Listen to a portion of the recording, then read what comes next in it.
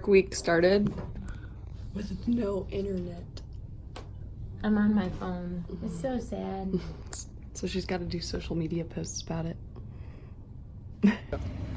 Hey everybody, we've been at the Larsen Motorsports shop this week doing a bunch of fabrication. You're going to see that in just a minute, but we get a lot of visitors here at the Larsen Motorsports shop. This week, Captain John Heiss pulled in, well, with one of his hot rods. Well, John, tell me about your boat here, and then what is the engine and what in the world is this thing out of? Well, this started out as a lifelong dream to put a turbine engine in something, so a boat was the best thing I could think of. And so we have a T-53 turbine out of a Huey helicopter, 1950s vintage. It was quite a task to put all this stuff in here. Everything had to be handmade. Couldn't go down to AutoZone and buy anything for it. The engine pushes the boat at 0 to 100 in 10 seconds, 40 to 100 in 3 seconds. So it's quite a handful. Far exceeded my expectations. And this boat, different than our jet cars that are thrust driven, this boat is propeller driven, right? Correct. You have the jet engine in the front section, then you have a power turbine, turns that jet thrust into radial power, goes through a gearbox and drops it down through the drive shaft to the drive on the back of the boat. So I can hear it in your accent. You're not from Central Florida here. You're from North Florida or somewhere in that area. Well, they actually affectionately refer to it as LA. Lower Alabama. Lower Alabama. And one of my favorite pieces on his whole boat here he told me about is on the front of the engine. What is that? That's actually the brake dust collector, but it was built from a crawfish boiler. Crawfish boil. We had to improvise, so the back section of it is the lid, and we had to cut it out to fit the calipers, and the boiler was cut down to fit around the brake rotor, and it's evacuated through the exhaust to keep the brake dust out of the turbine. And that is exactly, Elaine, why I never throw anything away, and I will never throw away a crawfish boiler.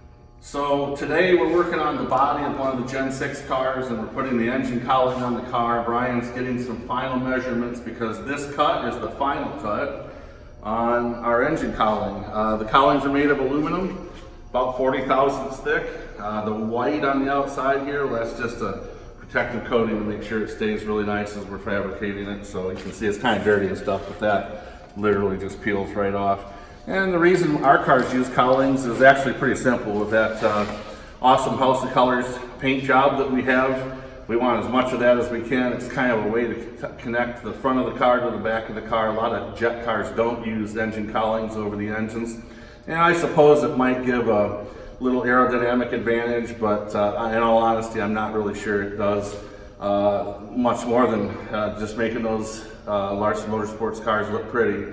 So we'll show you what this looks like when it's installed on the car here in just a few minutes. And of course, there's lots of little features that we do to make it look pretty, and little chamfers on the edges. And so we'll kind of show you that whole process as we go.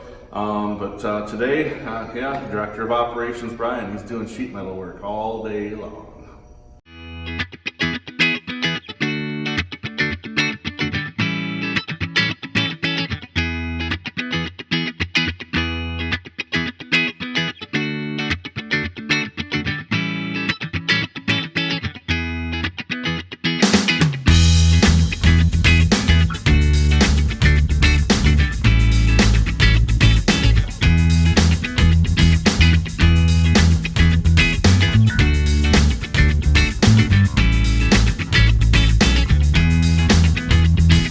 Nitro, what do you think?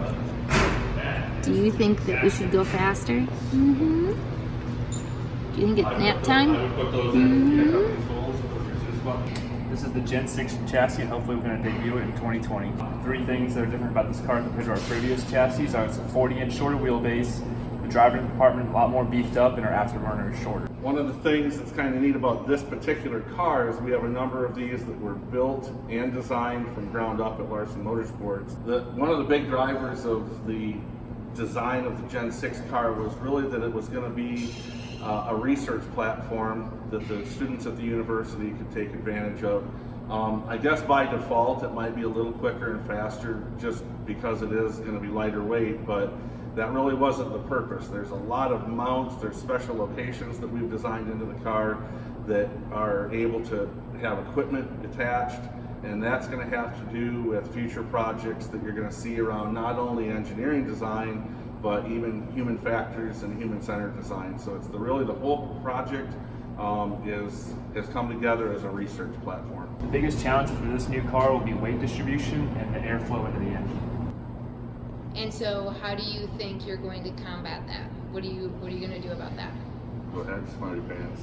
I'm going to combat that by using Brian Tachi, aerospace engineering degree.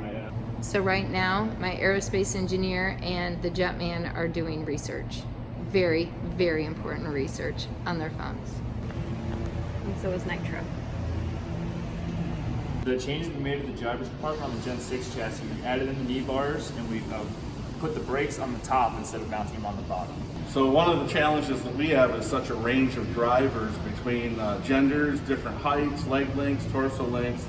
So we really made this driver's compartment really adaptive. We have a full 8 inches of pedal adjustability. It'll be the same for the throttles and parachute levers. It will also be the same for the restraint system, and how we restrain even gender-wise is different, so there's different mounts there too.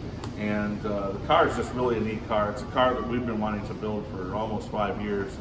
So today is photo shoot day. We have a brand new partner, Cool Space, and we're doing a photo shoot in the shop with the hot space and the cool space. And while Elaine's getting ready for the photo shoot, the guys are over here still working on the new Gen 6 car.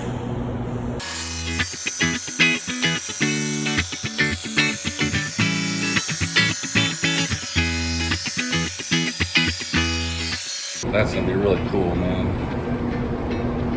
You liking it? Cool makes a difference. I don't know if it's functional, but it's cool.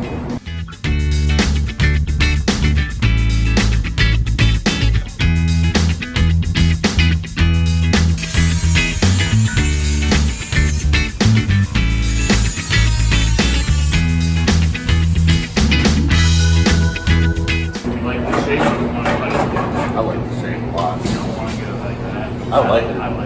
I like it. It makes it look like an arrow that's going forward. Now you're going to smooth down the edges? Smoothing the edges. That's what I do. I smooth things out around here.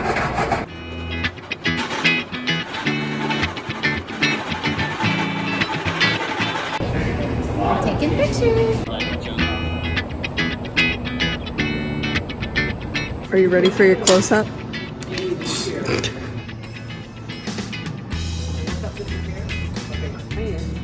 Doing that photo shoot stuff.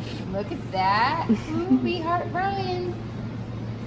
So these are called Cleco fasteners. It's an aircraft tool. It is made for sheet metal work. So the way it works inside this body here, and it's just made for temporary installation. It's spring loaded inside here. It takes a Cleco tool to, Cleco pliers, I guess it is, to make it work. Basically what you do is there's a little pilot there, but if you look at this thing, it has the edges that come out. Once they make it past the pilot, it gets narrow, right? So that goes in the 1/8 inch hole, and then as you release the spring, they spread back apart again. There's a little lip right there. It catches on the sheet metal, and it retracts and holds it in place. So, you know, in racing, you use a lot of these fasteners called Zeus fasteners, and they come in all different shapes and sizes. This one is a button head, or a rounded head. So when it was in the material that was in, it kind of, you know, it has a head there, it sticks out. You know, for us, I guess for aerodynamics, but also it helps center the thing. We're going to use a countersunk Zeus button rather than this. We're going to use the countersunk, and Brian has already put a dimple on this hole. From the backside, you can see how he dimpled the sheet metal back there with a tool. And this plastic, it'll come off there, you know, when we're done. It's just there to keep it from getting scratched while we're building it. But you can see that actually sits flush, right, for aerodynamics. All right, so the cowling that we were working on is roughed out. There's a couple little pieces we're gonna finish that off with once we get some of the other sheet metal done. But now Brian is moving on into the interior sheet metal. And so he just went back and grabbed a brand new seat that's literally, you can see it's not even trimmed since it got removed from the seat mold. It's a fiberglass seat. We make it with that USC fiberglass that you see back in the composite shop and the resin that they have for us. So, but that's the beginning of a seat. It takes a lot of fitting and trimming. So now you get to see how a seat is built. And we have a couple of different designs. This particular one is Elaine's favorite, which is how we actually pick the seat pan, whichever one seems to be the driver's favorite. If they want to sit up or lay down a little bit more. And so Elaine is totally used to this seat pan.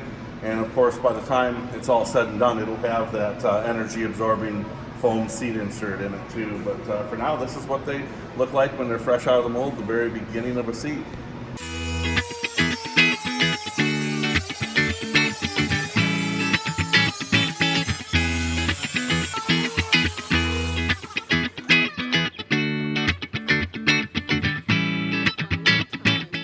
Alright, so what have you done, Brian, since we last left you? So I finished fitting the seat and getting it in place, and now I'm drilling the holes for the Zeus buttons. All right, today we're continuing our sheet metal work on the brand new Generation 6 car here at Larsen Motorsports, and Brian is working today on an interior liner. So one of the things you can see that Brian's doing when he installs these tabs is he's actually taking a piece of aluminum angle and he's clamping it to the surfaces to simulate the plane that the sheet metal will be on. That way the tab itself is perfectly located on that exact same plane when he tack welds it in place. That way once the sheet metal is installed, it won't pull in that spot where that fastener is. Works really good, it's super simple, and he's doing a great job. Is there a method to where you're putting them? Or are you just kind of putting them wherever? No, I measured it out. Oh, okay. So it'll be, they're centered, there's a method. I'm not just some crazy guy clamping shit. If you looked at the chassis, you'll see Sharpie marks that were strategically placed. Some of them were just randomly drawn. You gotta know which Look at one that. to mean. He just doesn't want us to know that the Sharpie marks are there. There's science behind those Sharpie marks.